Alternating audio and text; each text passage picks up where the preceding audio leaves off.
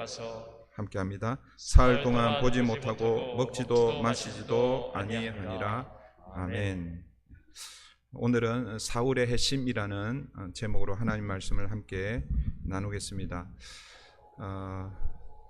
오늘 이 본문은 사도행전에서 어떻게 보면 사도행전 2장 오순절 성령 강림 이후 가장 중요한 사건 중에 하나라고 이렇게 볼 수 있을 것입니다. 그래서 사도행전을 기록한 이 누가는 오늘 이 사건을 두 번을 더 반복해서 22장과 26장에서 언급을 하고 있죠. 기록을 하고 있습니다. 왜 이 사울의 회심이 중요할까요? 물론 사울이 예수님 이후 초대교회 또 12사도 이후에 가장 많은 영향을 끼친 이유이기도 하지만 이 회심이라는 이 사건은 사실은 어떻게 보면 우리가 믿음의 여정을 걸어가는 새로운 삶의 이 첫 관문이라고 할 수 있을 것입니다. 그런 의미에서 회심이라는 것은 너무너무 중요하고, 그리고 오늘 저와 여러분이 이 예배의 자리에 와서 하나님 앞에 예배하는데 이 회심이라는 관문을 통과하지 않으면, 지난번에 제가 뭐라고 말씀드렸어요? 우리가 드리는 이 예배는 그냥 쇼 관람에 불과하게 되는 것이고, 우리가 드리는 헌금은 도네이션이 되는 것이고, 우리가 하는 섬김과 헌신, 봉사는 그냥 발런티어, 자원봉사하는 것에 그치지 않는다라고 그렇게 말씀을 드렸죠. 그런 의미에서 이 회심 사건이 얼마나 중요한지 모릅니다. 오늘은 이 사도 바울의 오늘 본문까지 아직까지는 이름이 사울로 등장하죠. 이 사울의 회심을 다루고 있는데, 혹시 여러분 중에 여러분 주변을 이렇게 한번 생각을 해보십시오. 여러분 주위에 가장 전도하기 힘든 사람, 혹은 전혀 예수를 믿을 것 같지 않은 그런 사람들이 있죠, 그죠? 여러분 주변에도 있을 거고, 여러분 주변에 없다 할지라도 특정 인물들을 이렇게 생각해 보면, 예를 들어서 우리는 북한에 있는 김정은, 그러면은 김정은은 도저히 예수를 믿지 않을 것이다, 이런 생각을 할 수 있을 거 아니에요, 그죠? 이런 질문을 초대교회, 이 예루살렘 교회에 만약 던지면, 이 예루살렘 교회, 이 초대교회는 누구를 지목할 것 같습니까? 물론 여러 사람이 있겠지만 아마 여러분들이 대답하신 것처럼 사울이라고 그렇게 지목하고, 사울을 가장 전도하기 힘든 사람이라고 그렇게 했을 것입니다. 왜냐하면 누구도 사울이 회심하여 주님께로 돌아오리라 생각하지 못했기 때문에 그렇다라고 이렇게 말할 수 있겠죠. 그런데 오늘 본문은 그 사울이 회심하는 그런 장면입니다. 저는 오늘 본문을 통해서 사울이 예수님을 만나기 이전의 삶이 어땠는지, 그리고 또 어떻게 그가 예수를 만났는지, 그리고 예수님을 만난 이후 그의 삶이 어떻게 변화되었는지를 우리 함께 살펴보고, 그리고 우리의 삶을 한번 돌아보면 좋겠습니다. 먼저 사울은 어떤 사람인가? 예수님을 만나기 전에 사울은 어떤 모습인가? 1절 2절입니다. 1절 2절 보시면, 사울이 주의 제자들에 대하여 여전히 위협과 살기가 등등하여 대제사장에게 가서 다메섹 여러 회당에 가져갈 공문을 청하니, 이는 만일 그 도를 따르는 사람을 만나면 남녀를 막론하고 결박하여 예루살렘으로 잡아오려 함이라. 예수님을 만나기 전에 이 사울의 모습을 여러분 가장 잘 설명하고 있는 단어 하나를 이렇게 선택하라면 어떤 단어를 여러분 선택하시겠습니까? 여러 단어를 선택할 수 있겠지만 저는 여전히라는 단어를 선택하고 싶습니다. 여러분, 여전히라는 말이 가지고 있는 의미가 무엇입니까? 이 두 가지 의미를 가지고 있다고 볼 수 있습니다. 좋은 의미로도 볼 수도 있고, 그러나 또 반대로 보면 나쁜 의미로 그렇게 볼 수 있겠죠. 이 여전히라는 이 말의 원래 뜻은 이전과 동일하다, 똑같다라는 그런 의미로 볼 수 있겠죠. 옛날과 변함이 없다라는 그런 그 한자 사자성어의 초지일관이라는 이런 말이 있죠, 그죠? 사람이 변하지 않았다라는 그런 의미로 볼 수 있습니다. 여러분, 사람이 변하지 않았다라는 것은 좋은 의미일 수도 있지만 또 뭐예요? 나쁜 의미로 쓰일 수 있다라는 것입니다. 특별히 예수 믿는 우리에게 있어서 사람이 변하지 않았다라는 것은 좋은 의미일까요? 나쁜 의미일까요? 굳이 뭐 따지면 좀 그렇긴 하지만, 여러분, 예수를 믿고 새로운 삶이 시작이 되면 우리의 삶은 어떻게 돼야 되는 거예요? 네, 날마다 말씀으로, 하나님의 은혜로 변화되어 가는 것이 당연한 것입니다. 그런데 10년 전이나 20년 전이나 예수 믿기 전이나 예수 믿은 후나 내 삶이 변하지 않고 여전히 있다라는 것은 뭔가 잘못된 것이죠. Something wrong입니다. 왜 그런가를 이제 여러분들이 여러분 스스로를 한번 돌아보아야 할 것입니다. 그런데 여러분, 이제 오늘 이 여전히 이 말을 이렇게 한번 생각해 보십시다. 이전의 나의 삶이 착하고 바르고 모든 사람들이 칭찬하는 그런 삶입니다. 그런데 지금도 여전히 이러면 그 여전히는 뭐예요? 칭찬하는 좋은 의미로 여전히라고 볼 수 있겠죠. 그런데 이전의 삶이 좀 못되고 개팍하고 사람들을 괴롭히고 그렇게 살던 그 사람이, 그런데 지금도 여전히, 그러면 어떤 의미입니까? 부정적인 의미이죠. 그런 의미에서 그 전에 사울은 어떤 사람이었는가? 오늘 9장 1절 2절에서 이 사울을 여전히라고 이렇게 소개하면서 그 여전히라는 그 의미를 우리가 그 앞에 사울의 모습을 보면 변하지 않은 그의 모습을 우리가 볼 수 있을 것입니다. 사울에 대한 내용이 7장 마지막에 등장하고 있었죠. 거기에 보면 스데반을 죽인 사람들이 사울 앞에 와서 자신들의 옷을 벗어 던집니다. 이 말은 스데반을 죽이는 그 죽음의 현장, 그 현장의 책임이 누구에게 있다라는 것입니까? 사울 당신에게 있습니다. 당신이 우리의 주동자입니다. 사울이 주도적인 역할을 해서 사실은 스데반을 죽음에 이르게 했다라는 그런 의미입니다. 그런 사울이 8장에 이어가면 그 스데반의 죽음을 당연히 여기고, 그리고 그때부터 교회를 잔멸하기 시작합니다. 남녀노소를 막론하고 끌어다가 옥에 넘겼던 사람이 바로 이 사울입니다. 그 사울이 9장에 와서도 어떻게 등장하고 있습니까? 여전히로 등장하고 있다라는 것이죠. 이전과 똑같은 상태, 아니 이전보다도 더 나쁘게, 더 악랄하게 위협과 살기가 등등하여 예수 믿는 사람들을 박해하고 있었습니다. 사랑하는 성도 여러분, 이런 사울이 오늘 본문에서 어떻게 주께로 돌아오고 있다라는 것입니다. 여전하여 전혀 변화의 조짐이 보이지 않았던 이 사울이 주님께로 돌아오고 있는 것입니다. 오늘 본문을 통해서 우리가 기억해야 할 것은 가장 예수 믿을 것 같지 않은 사람도 여러분 주님께로 돌아온다는 사실입니다. 여러분, 이것이 하나님의 은혜인 것이죠.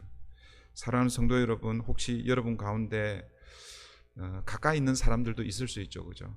가족 중에 그런 분이 계시기도 하고, 또 뭐 친구나 뭐 그런 분들이 있을 것입니다.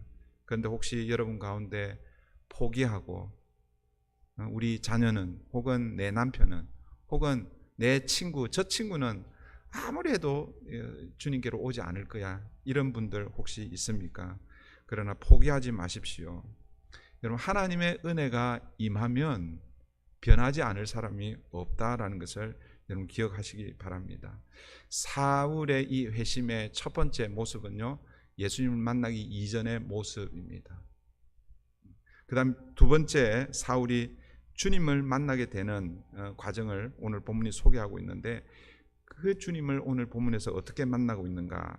3절부터 9절에서 사울이 예수님을 만나는 그 장면을 소개하고 있는데, 우리 3절만 한번 보겠습니다. 3절을 같이 한번 읽어볼까요? 3절입니다. 시작. 사울이 길을 가다가 다메섹에 가까이 이르더니 호련히 하늘로부터 빛이 그를 둘러 비추는지라. 오늘 본문에서 사울이 예수님을 만나는 그 과정을 설명하고 있는데, 또 이 주님을 만나는 그 만나는 그 모습을 어떻게 그렇게 설명하고 있습니까? 호련히라고 이렇게 한 단어로 표현할 수 있을 것입니다. 사울이 주님을 만나게 된 것은요, 호련히, 이걸 다르게 표현하면 갑자기 만나게 된 것입니다. 주님께서 사울을 갑자기 만났다 혹은 호련히, 이 말은 사울이 주님을 만나려고 해서 만난 게 아니라라는 것이죠. 주님께서 사울을 일방적으로 찾아오셨다라는 그런 의미입니다. 사울이 주님을 만나려 해서 만나는 게 아니라 주님이 그 사울을 오늘 본문에서는 찾아오신 것이죠. 언제 찾아오셨습니까? 예수 믿는 사람들을 잡아 죽이기 위해서 다메섹으로 가는 그 길 위에 예수님께서 찾아오셨습니다. 이것 또한 뭐예요? 하나님의 은혜인 것이죠. 여기에 계신 분 중에서 그 어떤 분도 저를 포함해서 여러분, 예수님을 만날 자격이 있어서 주님을 만난 사람들은 없습니다. 혹은 우리가 준비가 되어서 주님을 만난 분도 없다라는 것이죠. 가끔씩 그런 얘기를 하죠. 교회 봉사를 이렇게 하거나 아니면 직분을 주려고 할 때에, 그럴 때 사람들이 뭐라고 핑계 댑니까? 아직 준비가 안 됐습니다. 여러분, 어느 정도까지 준비가 되면 여러분 하실 거예요? 라이센스 몇 개 따시고 나서 그렇게 할 거예요? 봉사는 이렇게 하는 교회에서 그런 라이센스 주지도 않겠지만, 여러분, 준비가 되면 내가 하겠다, 까딱 잘못하면 주님이 부르시는 그날까지 여러분 아무것도 못하고 그냥 갈 수 있다라는 것을 여러분 기억하십시오. 우리는 주님 앞에 부르심을 받을 때에 우리가 준비가 되어서 자격이 있어서 주님 앞에서 부르심을 받은 것이 아닙니다. 전적으로 주님의 은혜이죠. 그것을 오늘 본문은요, 호련히라고 그렇게 표현하고 있습니다. 호련히 빛으로 찾아오신 주님께서 사울에게 묻습니다. 4절을 한번 보십시오. 땅에 엎드려져 들음에 소리가 있어 이르시되 사울아 사울아 내가 어찌하여 나를 박해하느냐 하시거늘. 빛 가운데서 들린 그 음성을 향하여 사울이 이렇게 질문하는 것이죠. 사울아 사울아, 그러니까 빛으로 찾아오신 주님께서 사울에게 이렇게 묻습니다. 사울아 사울아 내가 어찌하여 나를 박해하느냐. 그 빛 가운데 들린 그 음성을 듣고 사울이 질문을 합니다. 5절 상반절 보시면 대답하되 주여 누구시니까. 여기서 이 주여라는 것은 예수님을 가리켜서 주여라고 이렇게 부르는 게 아니라 지금 말씀하는 그 사람을 향해서 누군지 모르는 상태에서 지금 질문하고 있는 거예요. 느닷없이 자기 앞에 나타나신 분의 정체가 아마 궁금했을 것입니다. 그래서 당신은 누구십니까? 라고 이렇게 묻고 있는 것입니다. 그때 예수님이 뭐라고 대답하십니까? 이르시되 나는 내가 박해하는 예수라. 여러분, 아마 이 사울이요, 이 대답을 듣고 충격을 받았을 것입니다. 여러분, 사울이 예수님을 박해했어요? 안 했어요? 했어요? 성경의 어느 부분에 사울이 예수님을 박해한 장면을 여러분 보셨습니까? 물론 이렇게 생각할 수 있죠. 지금 이 사건은 예수님이 돌아가신 지 얼마 안 됐고 사울도 어쩌면 예수님을 십자가에 못 박으라라고 외치는 그 무리 속에서 주도적인 역할을 했었을 수도 있습니다.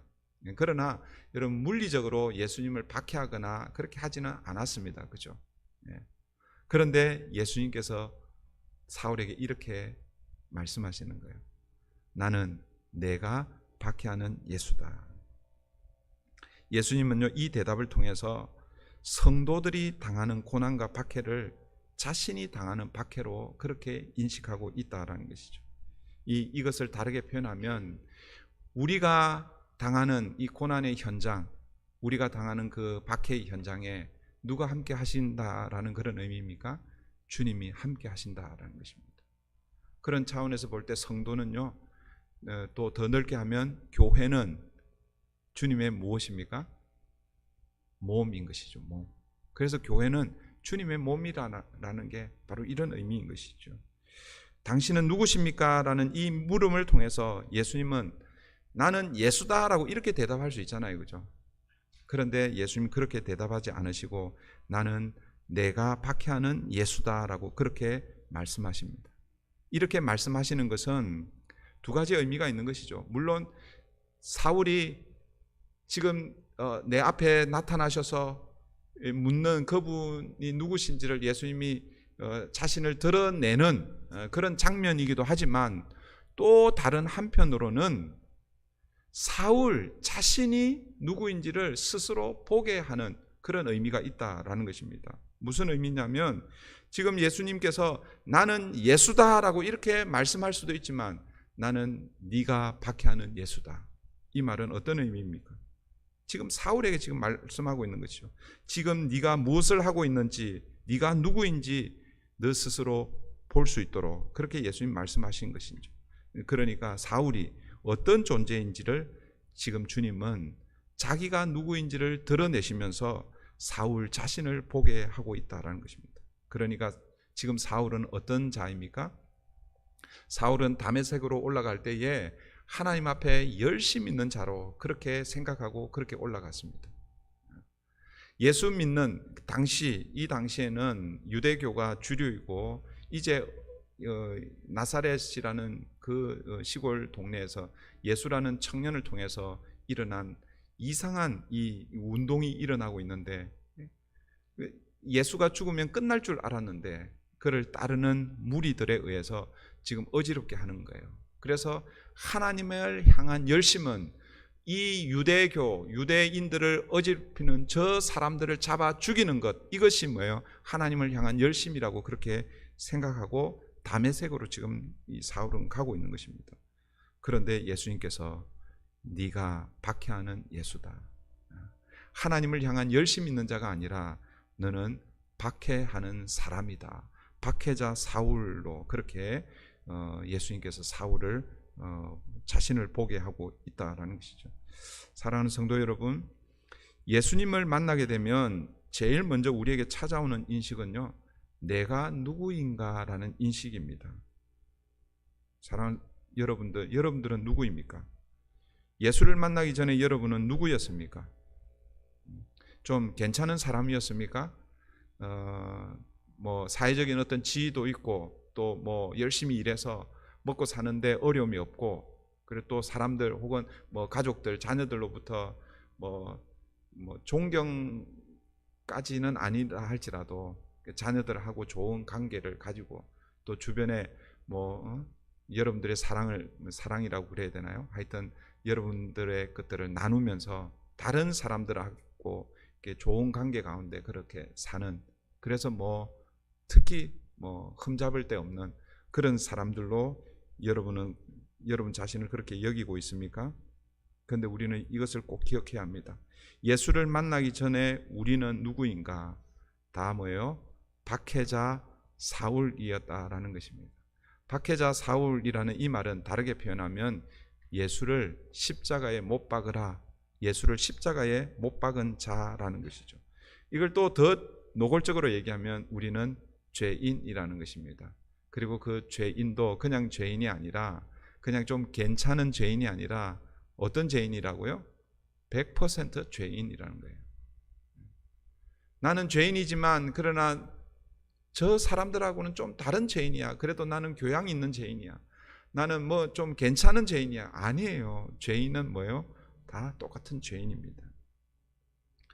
여러분, 내가 누구인지 분명한 혹은 바른 인식이 없으면 주님의 구원, 회심 사건은 일어나지 않는다라는 것입니다.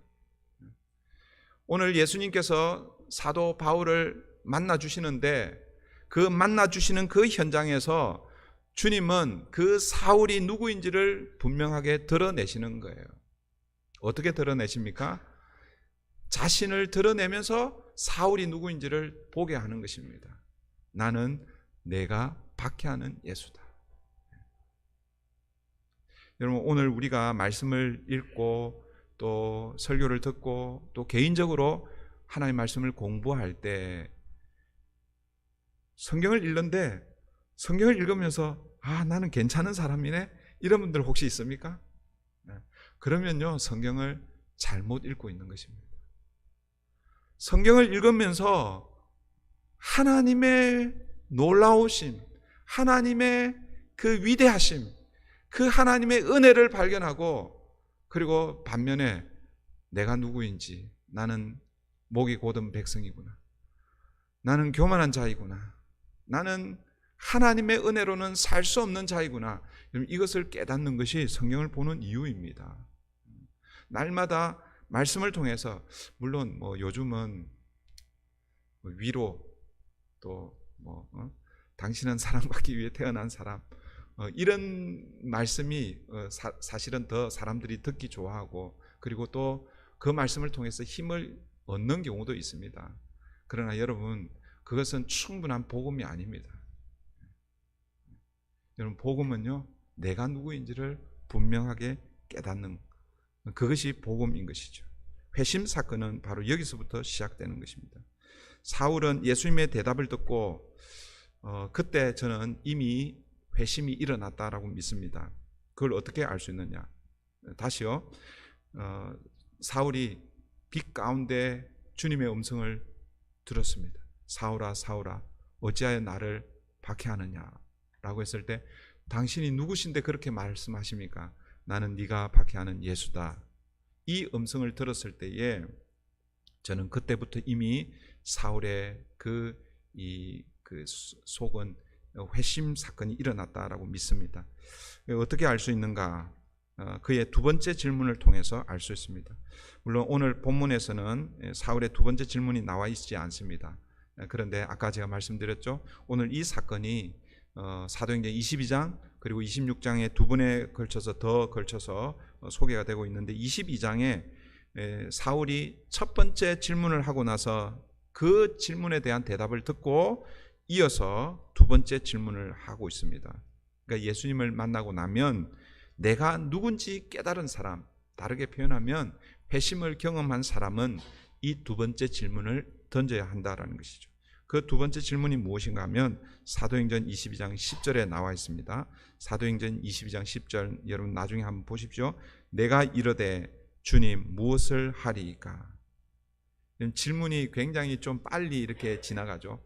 당신은 누구입니까? 라고 이렇게 질문하고 나서 그 다음에 뭐예요? 주님 무엇을 하리이까? 내가 무엇을 해야 됩니까? 사실은 그 사이에 어떤 영적인 어떤 그런 그 시간이 좀 흘러지 않았을까, 이런 생각이 듭니다. 그러나 이것을 통해서 우리는 이런 생각을 해야 됩니다. 여러분, 주님의 은혜를 경험한 사람들은 반드시 이 질문을 던져야 합니다.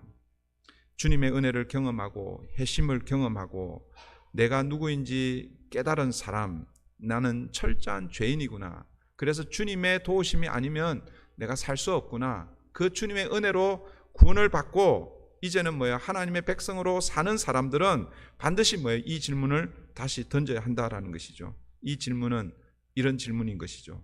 그러면 주님, 이제 나는 어떻게 살아야 합니까? 라는 것입니다. 무엇을 위해서 살아야 하는 것입니까? 지난번에 제가 그 하나님의 부르심, 두 가지 부르심이 있다고 그랬죠. 첫 번째 부르심은 구원으로의 초청입니다. 구원으로 부르심입니다.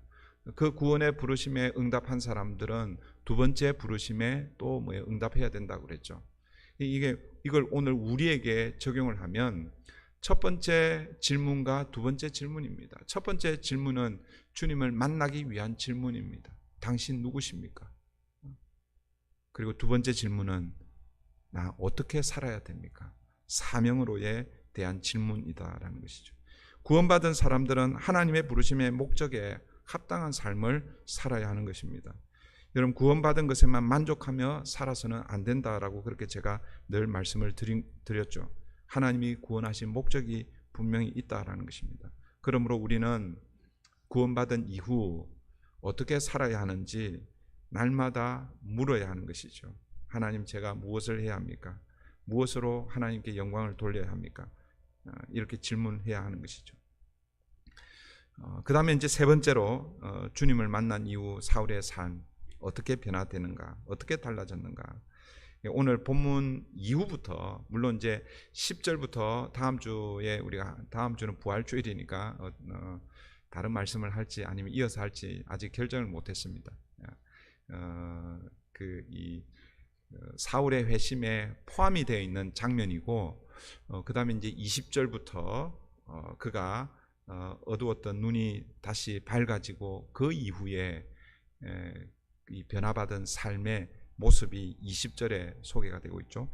20절을 우리 다 같이 한번 읽습니다. 시작. 즉시로 각 회당에서 예수가 하나님의 아들이심을 전파하니. 회심하고 변화받은 사울의 삶을 오늘 이 20절에서는 한마디로 요약하면 뭐라고 표현할 수 있을 것 같습니까? 즉시로이죠. 즉시로. 이 세 부사를 여러분 꼭 기억하시면 좋겠어요. 사울의 회심과 관련해서 회심은 뭐냐? 예수를 만나기 이전의 삶이 분명하게 어떤 건지를 우리가 기억해야 합니다. 여전한, 예수 믿지 않았을 때의 여전한 내 모습, 죄인의 모습. 그런데 하나님의 은혜가 호련히 임할 때, 그때 뭐예요? 회심의 역사가 일어나게 된다라는 것이죠. 그리고 회심의 역사를 경험한 사람들은 삶의 변화가 있습니다. 그것이 즉시로의 변화입니다. 회심하고 변화받은 사람, 즉시로의 삶을 살아야 한다라는 것이죠. 여러분, 즉시로의 삶은 어떤 삶인가? 받은 은혜를 나누는 삶입니다. 사울은요, 하나님의 은혜로 주님을 만난 이후 그 하나님의 은혜를 그 회심한 이후에 그때부터 나누고 있는 거예요. 하나님의 은혜를 나눈다는 것은 결국 뭐 내가 예수를 믿었더니 잘 된다 이게 아니고 그 예수를 소개하는 거예요. 자기가 만난 예수, 그 복음이라고 그러잖아요. 그죠? 그 복음을 나누는 삶입니다. 다시 20절을 보십시오. 다시 20절을 보시면 즉시로, 이 즉시로라는 것은 결국 회심한 이후, 그리고 아나니아를 통해서 어두워졌던 그 눈이 밝아진 이후에 그 다음에 이제 뭐예요? 그의 삶의 변화를 보여주는데, 각 해당에서 예수가 하나님의 아들이심을 전파하니. 하나님의 은혜를 나누는데 내가 예수 믿었더니 잘 되더라 그걸 나누는 것이 아니라 자기의 변화된 삶, 자기를 변화시킨 그 복음을 지금 나누고 있다라는 것입니다. 고린도전서 15장 10절에서도 사도 바울은 이렇게 고백하죠. 그러나 내가 나 된 것은 하나님의 은혜로 된 것이니 내게 주신 그의 은혜가 헛되지 아니하여 내가 모든 사도보다 더 많이 수고하였으나 내가 한 것이 아니요 오직 나와 함께 하신 하나님의 은혜로라. 사도 바울은요, 자기의 자기 된 것, 이것은 자기의 능력, 자기의 노력, 자기의 수고가 아니라 오직 뭐예요? 하나님의 은혜로 지금 내가 여기에 있다라고 이렇게 고백합니다. 그리고 그 은혜가 헛되지 않게 하기 위해서 다른 누구보다도, 여기서 다른 누구는 다른 사도들보다 더 많이 수고했다라고 그렇게 말씀합니다. 왜 그렇게 했겠어요? 복음을 깨닫기 전까지는 하나님의 열심을, 그러니까 하나님을 향한 열심이 예수 믿는 사람들을 잡아 죽이는 것인 줄 알았는데, 복음을 깨닫고 나서는 그게 얼마나 헛된 일인지를 깨닫고, 그러니까 다른 사도들보다 더 열심히 복음을 전했다라는 것이죠. 그 수고가 이어지는 11절, 우리 고린도전서 15장 11절에 이어지는 말씀에 이렇게 소개하고 있습니다. 그러므로 나나 그들이나, 여기서 그들은 사도들을 가리킵니다. 이같이 전파하며 너희도 이같이 믿었느니라. 사도 바울은 자신이 받은 그 하나님의 은혜, 자신이 만난 예수죠, 그 복음을 전하는 그 일에 수고를 아끼지 않았다라고 말씀하고 있습니다. 그러니까 즉시로 은혜를 나눈다라는 것은 결국 뭐예요? 자기의 변화된 그 삶, 변화하게 한 그 복음, 그 예수를 나누는 것, 이것이 바로 은혜를 나누는 것입니다. 사랑하는 성도 여러분, 혹시 여러분 중에 즉시로 복음을 나누어야 할 사람은 없습니까? 왜 없겠습니까? 그죠? 여러분들이 외면하고 생각하지 않고 그냥 그래서 우리가 안 나누는 것이지, 여러분 즉시로 이 복음을 나누어야 할 사람이 분명히 있을 것입니다. 오늘 목장에서 여러분 그런 사람들이 누가 있는지 한번 좀 나누어 보시고 함께 기도하며 그 영혼 구원을 위해서 함께 나가면 좋겠습니다. 이제 말씀을 맺겠습니다. 여러분 중에 아직도 여전히라는 상태에서 여러분의 삶을 살고 있지는 않습니까? 예수님을 만났는데 변화되지 않는 나의 모습, 이런 부분들은 없습니까? 그런 부분이 있으면 이것도 목장에서 함께 한번 나누어 보시면 좋을 것 같아요. 목장에서 함께 나누고 또 같이 기도하고, 그래서 주의 은혜를 구하면 하나님께서 호련히 하나님의 은혜를 부어 주실 것입니다. 그 하나님의 은혜를 기억하고 살면 여러분, 우리의 삶은 변화될 것입니다. 그걸 이제 우리는 지금 제가 계속 강조하잖아요, 그죠? 그걸 뭐라고 그래요? 적용이라고 그래요. 적용. 말씀의 꽃은 뭐라고요? 적용입니다. 적용할 때 내 삶이 변화되어 갈 것입니다. 그리고 그 변화된 삶을 통해서 뭐가 일어날 것 같아요? 영혼 구원이 일어나는 것이죠. 여러분, 성도는 무엇으로 살아야 합니까? 말씀으로 사는데, 그걸 제가 주로 뭐라고 그랬습니까? 은혜로 사는, 성도는 은혜로 사는 자들이라고 그랬죠. 하나님의 은혜로 사는 자들입니다. 또 반복합니다. 가스차는 가스로, 전기차는 전기로, 성도는 하나님의 은혜로. 이게 우리의 삶입니다. 그런데 가끔 이런 분들이 계십니다. 한번 은혜를 충전받으면 그 1년, 10년 그렇게 사는 줄로 착각하며 사는 분들이 계십니다. 여러분, 그런 전기차, 그런 가스차 있으면 얼마나 좋겠습니까? 그죠? 한번 가스 충전해서 한 달, 막 1년 이렇게 살면 얼마나 좋겠어요. 그죠? 전기 한번 충전하면 그냥 1년 내도록 그렇게 타면 얼마나 좋겠습니까? 그런 차는 없습니다. 일을 열심히 하는 사람일수록 더 많은 가스와 전기를 충전해야 되는 거예요. 하나님의 자녀로 더 열심히 사는 자는 더 많은 뭐가 필요한 거예요? 하나님의 은혜가 필요한 것입니다.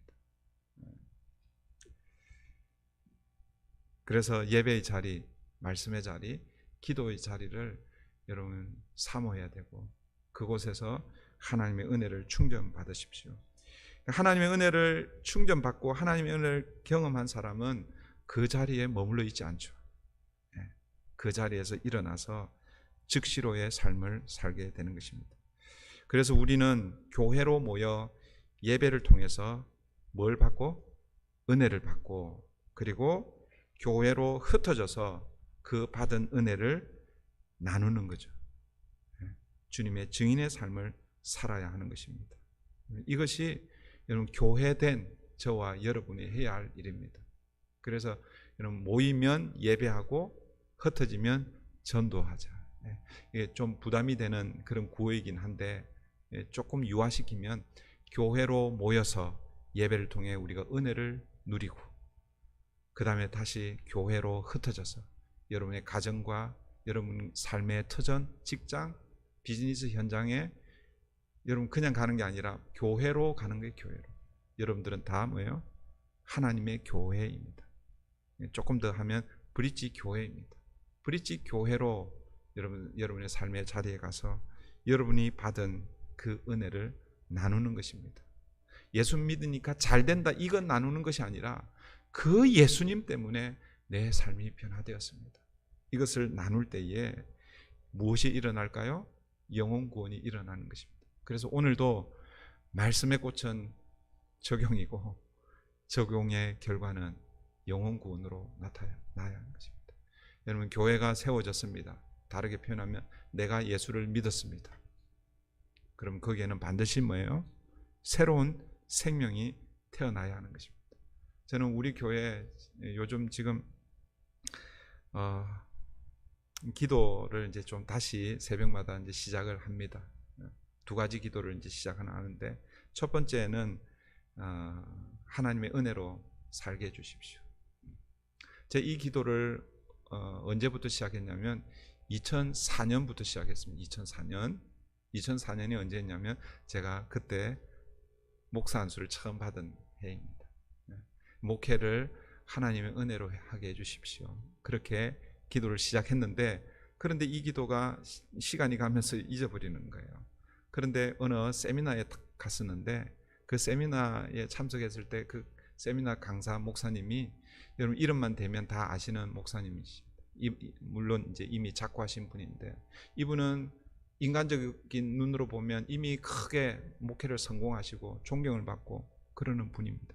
그런데 그분은 늘 새벽마다 제일 먼저 하는 기도가 하나님의 은혜를 구하는 기도라는 것입니다. 제가 볼 때는 능력 있고 말씀과 모든 것들을 다 갖춘 그런 목사님이신데도 불구하고 새벽마다 하나님의 은혜가 아니면 나는 할 수 없습니다. 그래서 제가 그때 다시 하나님의 은혜를 구해야겠구나 그렇게 기도하다가 요즘 또 제가 보니까 하지 않더라고요. 제가 어제 말씀을 보면서 새롭게 말씀의 자리에 또 기도의 자리에서 하나님의 은혜를 구해야 되겠구나. 사랑하는 성도 여러분, 하나님의 은혜를 구하며 그 하나님의 은혜로 사는 저와 여러분 되기를 바랍니다. 또 한 가지 제 기도 제목은 이것입니다. 말씀의 적용은 말씀의 꽃은 적용이고 적용의 결과는 영혼 구원인데, 근데 우리 교회의 영혼 구원은 다른 게 아니라 새 생명이 태어나야 돼. 그걸 다르게 표현하면 세례를 줘야 되는데, 제가 우리 교회 와가지고 세례를 3분인가 4분인가 밖에 못 줬어요. 지금 5년째 지금 사역하고 있는데 저와 여러분의 기도의 제목이 되어야 될 줄 믿습니다. 우리 안에 수평 이동해서 오시는 성도님들도 필요하면 그럴 필요가 있겠지만, 그러나 그보다도 정말 새 신자, 새 가족이 이곳에 와서 복음을 듣고 그 복음 앞에서 나는 죄인입니다, 예수님이 아니면 내 인생은 아무것도 아닙니다 고백하고 주님의 은혜로 세례받는 그런 일들이 우리 가운데 계속해서 일어나기를 소원합니다. 이 시간 우리 함께 말씀을 붙들고 같이 기도하십시다. 예수 믿기 이전에 여러분의 모습은 어떠했습니까? 아니, 예수 믿고 났는데도 여전히 변하지 않는 여러분의 모습은 무엇입니까? 여러분, 우리의 힘으로 변화될 수 없다는 것을 우리가 다시 한번 기억하고, 하나님의 은혜가 아니면 변할 수 없습니다. 그 하나님의 은혜가 호련히 갑자기 우리 가운데 임할 수 있습니다. 누구에게 임하겠습니까? 그 은혜를 사모하는 자들에게 임하시는 것이죠. 이 시간 내 모습을 주님 앞에 내어놓고, 하나님의 은혜가 필요합니다. 사울에게 호련히 임했던 그 하나님의 은혜가 오늘 우리에게도 임하게 하여 주시고, 그리고 그 받은 그 은혜를 붙들고 각자의 삶의 자리에서 그 은혜를 함께 나누고 복음의 증인의 삶을 살아내므로 나를 통해, 우리 브릿지 교회를 통해 새로운 생명이 태어나게 해주시옵소서. 이 시간 우리 함께 기도하겠습니다.